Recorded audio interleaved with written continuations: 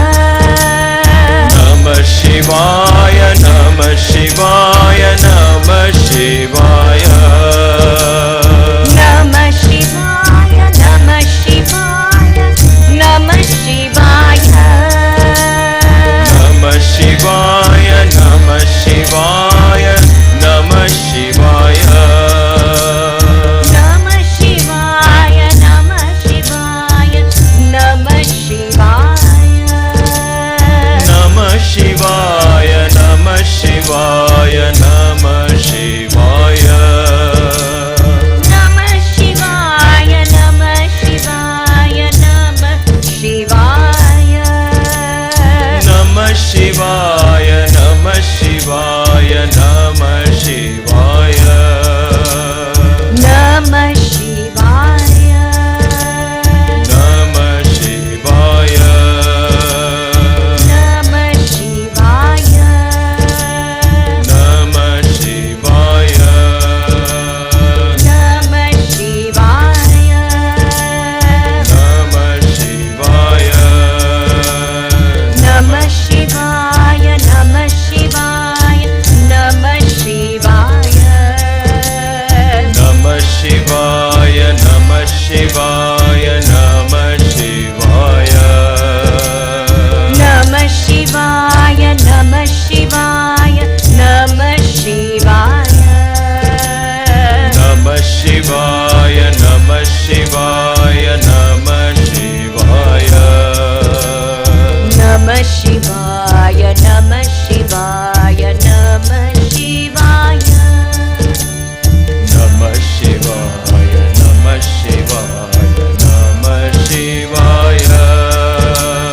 Namah Shivaya, Namah Shivaya, Namah Shivaya. Namah Shivaya, Namah Shivaya, Namah Shivaya. Namah Shivaya, Namah Shivaya, Namah Shivaya. Namah Shivaya, Namah Shivaya, Namah Shivaya.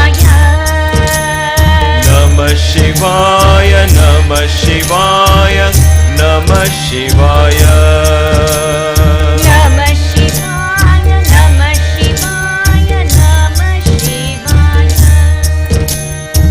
Namah Shivaya, Namah Shivaya, Namah Shivaya. Namah Shivaya, Namah Shivaya, Namah Shivaya. Namah Shivaya, Namah Shivaya, Namah Shivaya. Namah Shivaya, Namah Shivaya, Namah Shivaya. Namah Shivaya, Namah Shivaya, Namah Shivaya. Namah Shivaya. Namah Shivaya. Namah Shivaya. Namah Shivaya. Namah Shivaya, Namah Shivaya, Namah Shivaya. Namah Shivaya, Namah Shivaya, Namah Shivaya. Namah Shivaya, Namah Shivaya, Namah Shivaya. Namah Shivaya, Namah Shivaya, Namah Shivaya. Namah Shivaya, Namah Shivaya, Namah Shivaya. Namah Shivaya, Namah Shivaya, Namah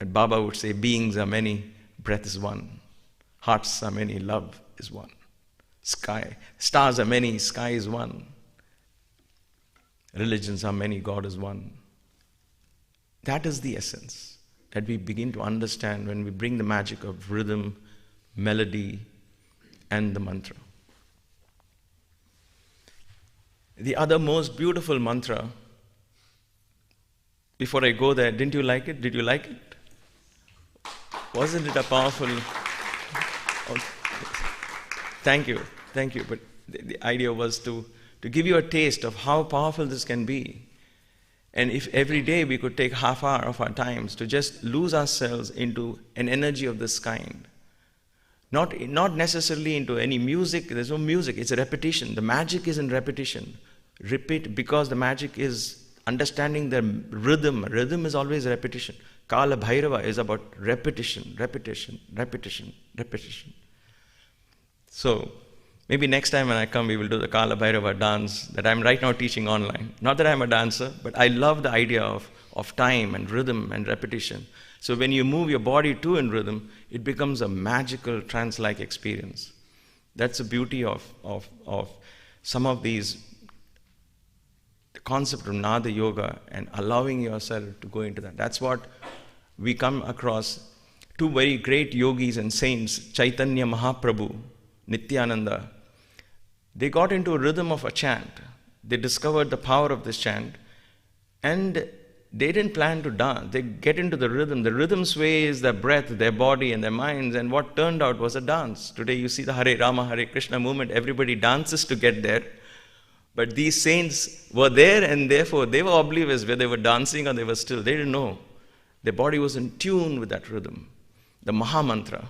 It's called the mantras of all mantras. The Maha mantra is of 16 letters. Each letter represents the 16 phases of the moon. And when we understand all the 16 phases of our minds, then we become a full-blown personality. The divinity within begins to explode itself into creation and expression, if you will, through us. And this has that energy. The 16 phases, the 8 phases of the Ida and the 8 phases of the Pingala, balancing the left and the right, is the magic of this mantra. You may not have heard this before. But the beauty of this mantra, the revelation of this mantra, and the mantra is as simple.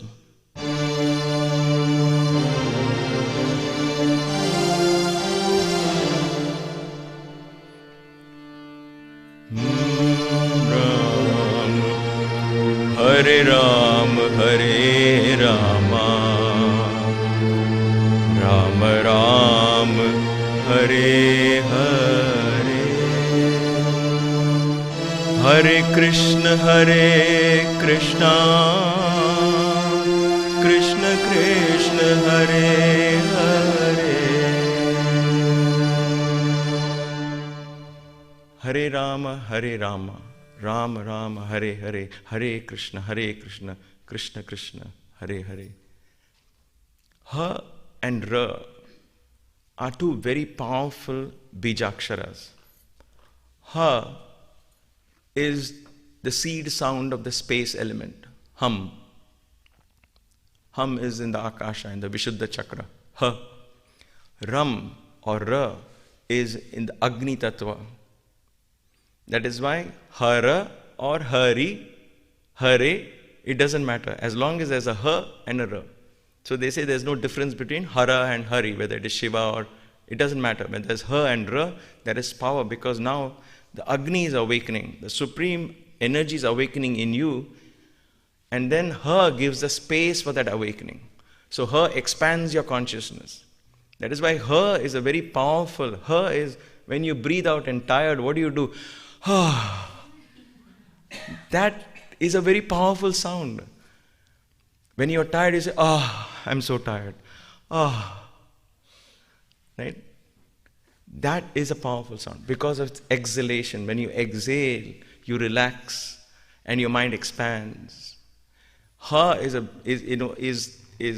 the higher Griva, as they say. The birth of Vedas came from the word Ha. That is the power of that sound, ha. Never underestimate that. Just ha. That's why when we laugh, what is it? Ha, ha, ha. Santa Claus comes and says, ha, ha, ha. Well, the pirates said ho, ho, ho, but we won't go there. But ha, ha, ha, and ra. Ra is the Agni Tattva. Ra is the supreme energy. That's why Rama has Ra, because he represents the supreme. Krishna has Ra. He represents the supreme. So Ha and Ra is expressed in Rama and Krishna as well. Ka is the first alphabet of the consonants in Sanskrit. It starts from the base of the throat, Ka. That is why Ka and Ra, Krishna, becomes the fundamental source of the universe. The most powerful names, right? The very first name was Krishna's name. After that, everybody named themselves after Rama and after Krishna. But these were mantras given to us by the great sages. The sage who taught Rama, he said, it doesn't matter, you don't know the meaning, doesn't matter. A dacoit who wrote the story, Valmiki, didn't know how to say that. He said, Mara, Mara, Mara.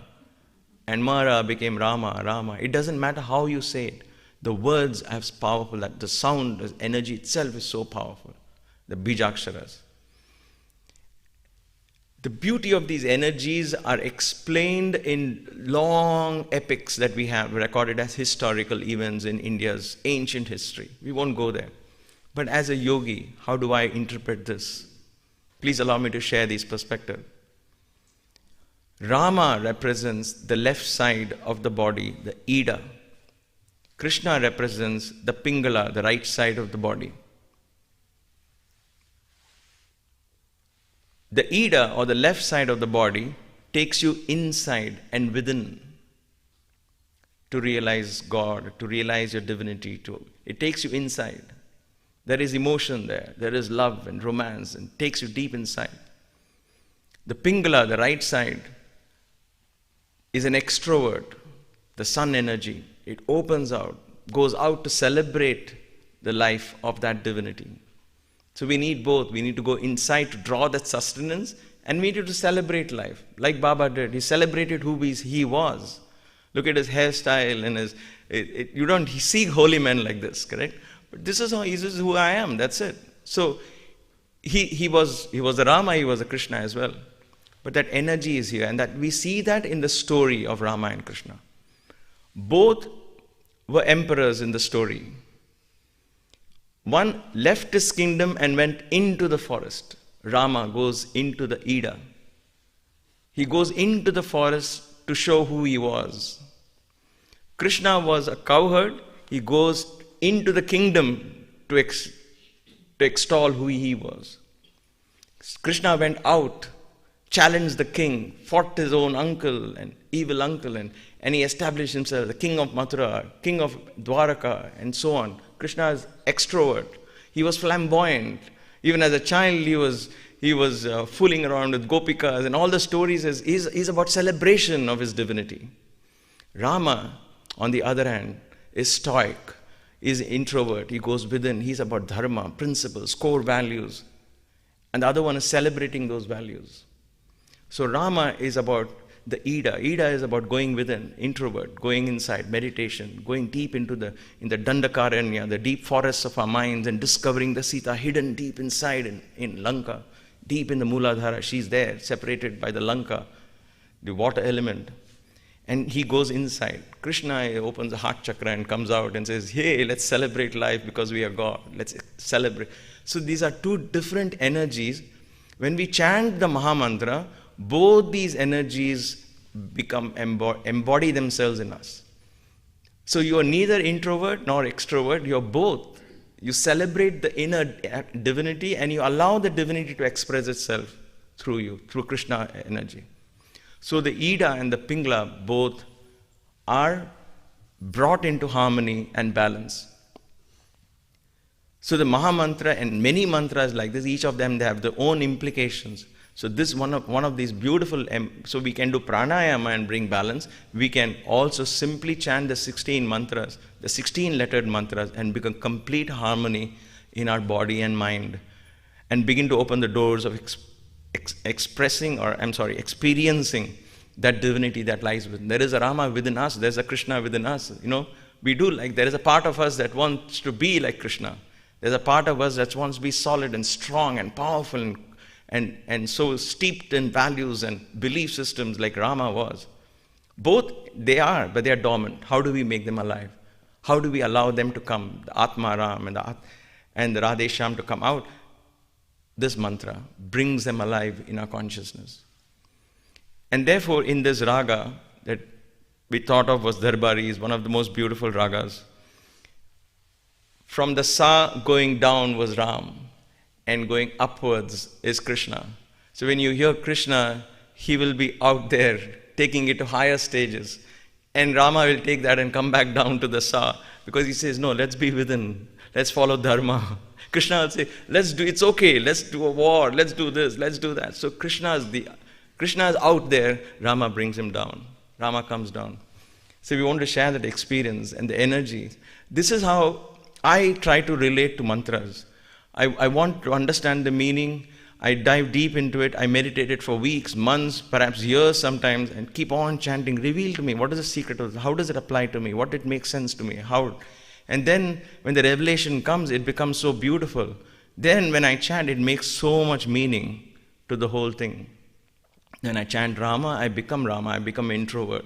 I become like the person whose core values will never be compromised. And then when I become Krishna, I'm that fearless Krishna who's out there to say, yes, I'm divine, so what am I to lose? Let's express that, both. And that balance is an amazing experience. The journey of mantra, my dear sisters, brothers, it's a fascinating journey of sound. When you begin to chant these, the quality of your dreams change. The intuitive experiences, there's a paradigm shift in the way you begin to relate to God and divinity. It becomes alive. They become alive to you. They talk to you. They listen to you. They guide you.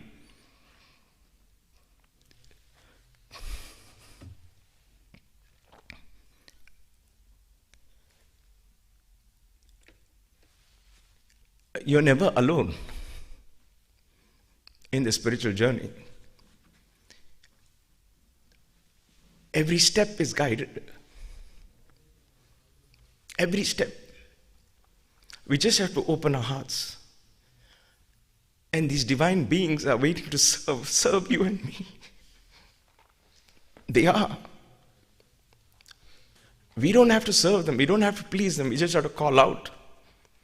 And they serve us. They begin to enjoy their lives again through us. That energy comes and manifests. It's such an amazing experience. Once you begin to taste that, nothing matters. Everything is there, but chalta hai. It's like those black and white movies of the 60s now. Chalta hai. It is okay, good movie. But nothing else matters, because this is now begin to capture the attention of our consciousness. We have now begin to taste something so divine that nothing else really matters. And that shift slowly begins to happen. We begin to move more and closer to our inner divinity. And that journey is magnificent. You will never be alone. You'll never feel, there's no sense of loss there.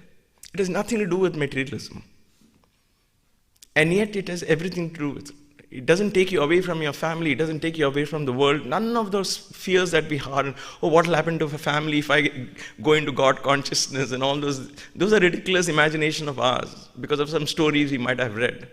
But there is no God waiting for you to, there's no sadistic pleasure for separating you from your family and making you a monk somewhere naked and dying of. No, Krishna gives you that abundance. He wants to experience divinity through you again and again and again through every soul. That is that cosmic consciousness.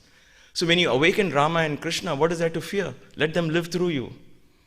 And what a great privilege for us to awaken those energies inside our body. So we like to bring this session to an end with this Maha mantra. Oh, thank you. I get emotional because the experiences are so beautiful. And, it's inexplicable, the joy of tasting what it truly means when these mantras begin to get activated in your consciousness. It's magical. So hopefully we'll give you a taste of the energy of Rama and Krishna. When the mind thinks of those names, when the mind chants that name, like I said earlier, the mind has no form of its own, so it becomes that. So enjoy being Rama, enjoy being Krishna. Allow them to be you, you be them. Rama was a powerful warrior who had lost his wife to a demon, so he goes searching for him in the forest, and he realizes that he was alone and the demon had a huge army, but he wins it only because of his strength of his core values. He believed in himself. He never compromised on who he was. He never sacrificed that. And in that uncompromising nature, he won everything to his side. So there's a power of belief and self-confidence. Believe in yourself. Believe in your core values. And never allow that to get compromised, because that is where reality begins to gravitate towards your core beliefs. Krishna, on the other hand, takes that and celebrates. In the next incarnation, he comes and celebrates. He's the king. Now he becomes king and emperor. He's fighting wars. He's winning damsels after damsels. And he's becoming powerful and is a complete extrovert. But that's the beauty of Krishna.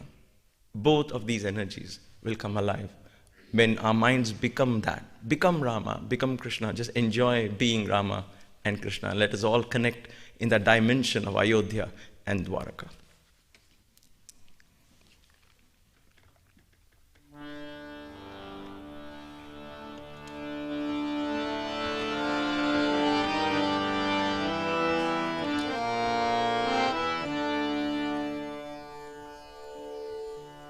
Once again, we'll shut the lights so that there's an element of peace and quiet. Keep the altar lights on.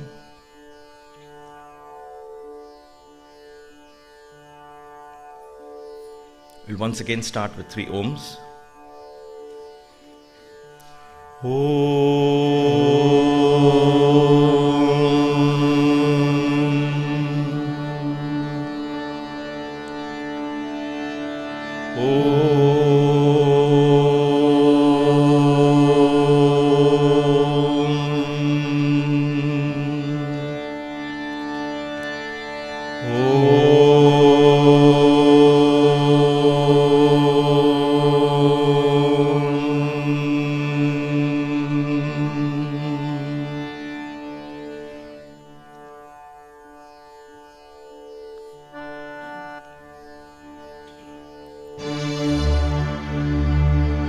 Hare Ram,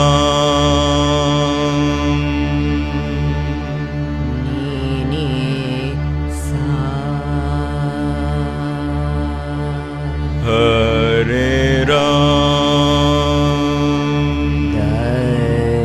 Ni Sa, Hare Ram, Ni Sa, Hare Ram, Ni Sa, Hare Krishna,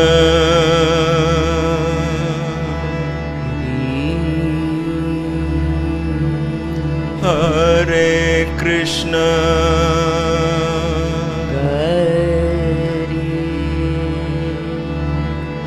Hare Krishna,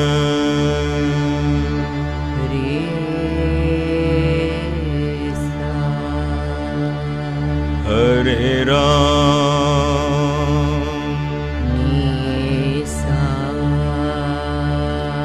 Hare Krishna,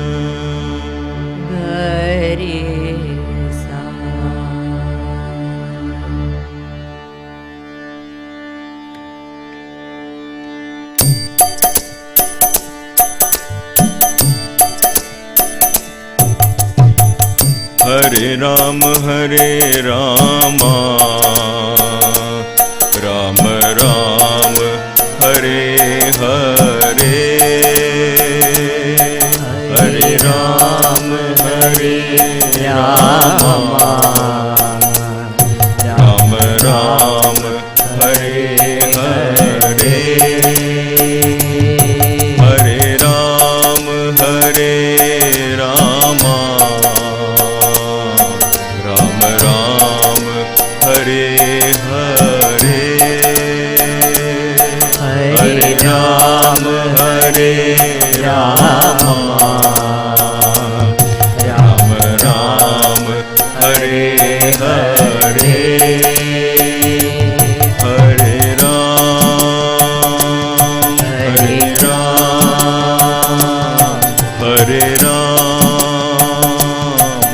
Hare Ram, Hare Ram, Hare Ram, Hare Ram, Hare Rama, Ram Ram, Hare Hare, Hare Ram, Hare Rama, Ram Ram, Hare Hare, Hare Ram, Hare Ram, Hare Ram, Hare Ram, Hare Krishna, Hare Krishna, Krishna Krishna, Hare Hare, Hare Krishna, Hare Krishna, Krishna Krishna, Hare Hare, Hare Krishna, Hare Krishna, Krishna Krishna, Hare Hare, Hare Krishna, Hare Krishna, Krishna Krishna, Hare Hare,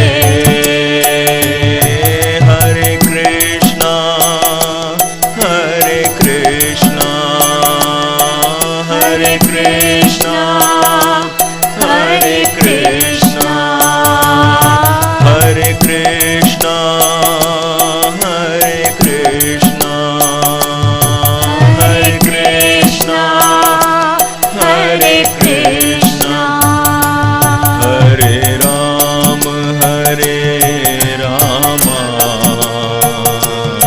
Ram Ram, Hare Hare,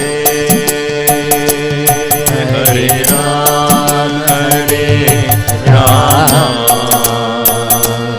Ram Ram, Hare Hare, Hare Krishna, Hare Krishna, Krishna Krishna, Hare Hare, Hare Krishna, Hare Krishna, Krishna Krishna, Hare Hare, Hare Ram, Hare Ram, Hare Ram, Hare Ram, Hare Ram,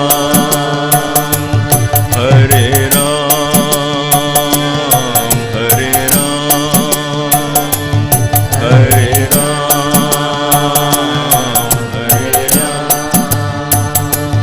Hare Ram, Hare Rama, Ram Ram, Hare Hare, Hare Ram, Hare Rama, Ram Ram, Hare Hare, Hare Ram, Hare Rama, Ram Ram, Hare Hare, Hare Ram, Hare Rama, Ram Ram, Hare Hare, Hare Ram, Hare Ram, Hare Ram, Hare Ram, Hare Ram, Hare Ram, Hare Ram, Hare Ram, Hare Krishna, Hare Krishna,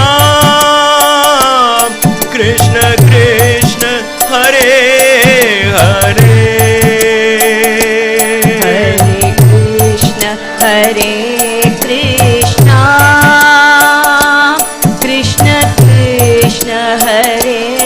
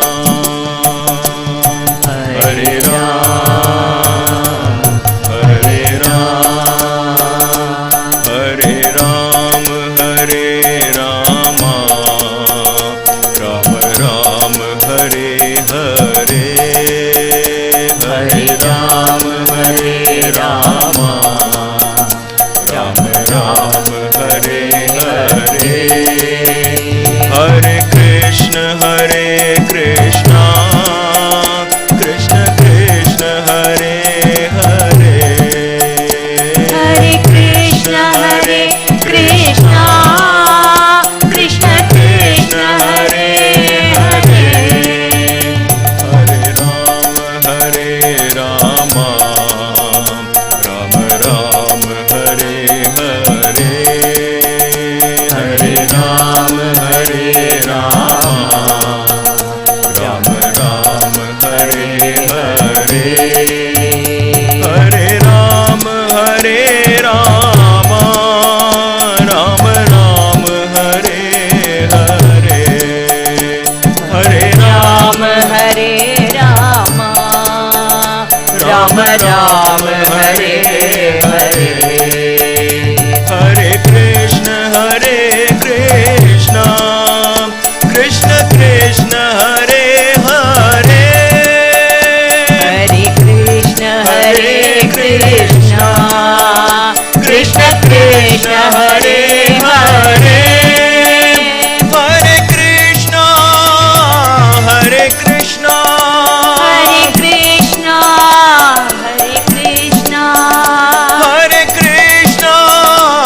Hare Krishna Hare Krishna, Hare Krishna Hare Rama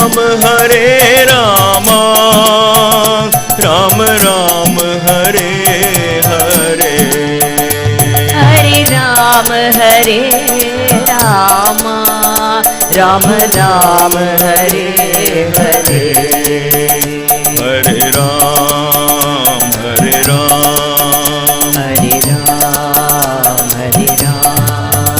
Hare Ram Hare Hare Ram Ram Hare Ram, Hare Krishna Krishna Hare Krishna, Hare Krishna Hare Krishna, Hare Krishna Hare Krishna, Hare Krishna, Hare Ram Hare Ram Hare Ram, Hare Ram Hare Ram Hare Ram, Hare Ram Hare Ram, Hare Krishna Krishna Hare Krishna, Hare Krishna Hare Krishna, Hare Krishna Hare Krishna, Hare Krishna, Hare Ram Hare Krishna, Hare Krishna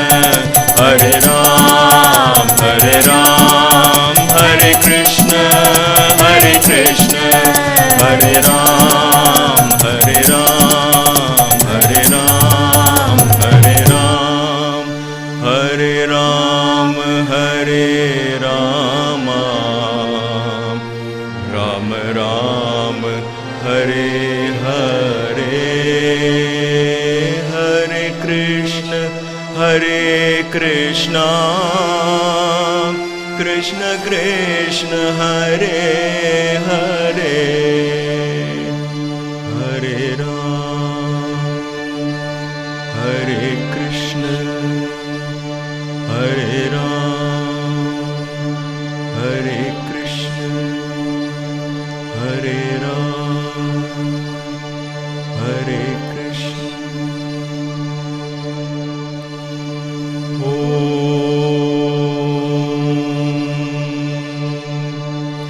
Shanti Shanti Shanti,